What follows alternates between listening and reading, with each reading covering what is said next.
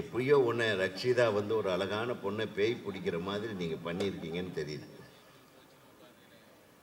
என்ன பேய் பிடிச்சாலும் அது ராட்சசி தான், நடிப்பு ராட்சசி, நடிப்பில் ராட்சசி. மிக அழகாக உங்கள் படத்துக்கு வந்து அவங்க உங்கள் கதாபாத்திரத்தை வலுப்படுத்தி இருப்பார்கள் என்றே தோன்றுகிறது. இப்போ டான்ஸ் மாஸ்டரை பற்றி சொல்ல வேண்டியதில்லை. ஸ்ரீதர் வந்து அவன் இறங்கினாவே டான்ஸு தான், அவன் நின்னாவே டான்ஸு தான், நடந்தாலே டான்ஸு தான். அவ்வளோ ஒரு டெடிக்கேட்டட் டான்ஸ் மாஸ்டர். ஒளிப்பதிவாளர் என்னுடைய தம்பி செவிலியோ ராஜா வந்து அவ்வளவு எல்லாத்துக்கூடவும் ஃப்ரெண்ட்லியாக இருக்கக்கூடிய ஒரு கதை. ஆக்சுவலாக நீங்கள் சொல்கிறதுக்கு முன்னாடியே என்னை அழைத்தவர் அவர் தான். செவிலியோ ராஜா எங்கள் குடும்பத்தில் ஒருத்தர் மாதிரி.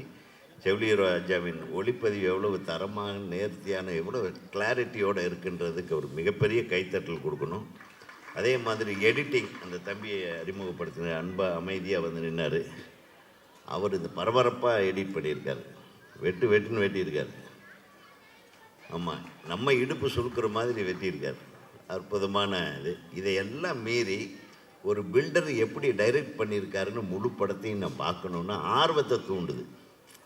ஆக அந்த ஆர்வத்தை தூண்டும் அளவுக்கு ஒரு பிரம்மாண்டமான படைப்பை நீங்கள் நாங்கள் ஏதோ ஒரு சின்ன படமாக எடுத்திருக்கோன்னு சொன்னாலும் கூட இதில் ஏதோ ஒரு நல்ல விஷயத்தை நீங்கள் சொல்ல வந்திருக்கீங்கன்றது மட்டும் தெரியுது.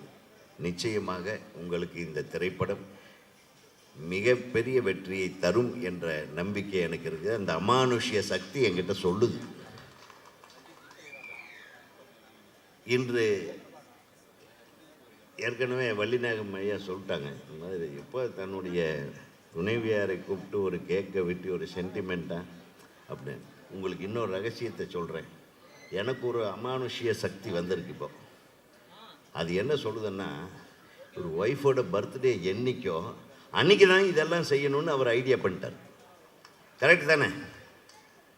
தன்னுடைய துணைவியார் நம்ம எவ்வளவு கொடுமைப்படுத்தினாலும், எவ்வளவு நேரங்கெட்ட நேரத்தில் வீட்டுக்கு போனாலும், என்னென்ன ஃபினான்சியல் டார்ச்சர்ஸு நான் அனுபவிக்கிறத அவங்கள பார்த்தாலும், நான் நிம்மதி இல்லாமல் சுற்றுறதையெல்லாம் பார்த்தாலும், ஒரு நாளாவது என் மனைவியை மிக சந்தோஷமாக நான் வைத்திருக்க வேண்டும் என்று தான் இன்றைக்கு வந்து இத்தனை விழாவையும் இத்தனை பேரையும் அழைத்து அவர் கேக் வெட்டியிருக்கிறார். அப்படின்னா இவருடைய மெயின் ஃபங்க்ஷன் அவருடைய மனைவியாருடைய பிறந்த நாள் தான்.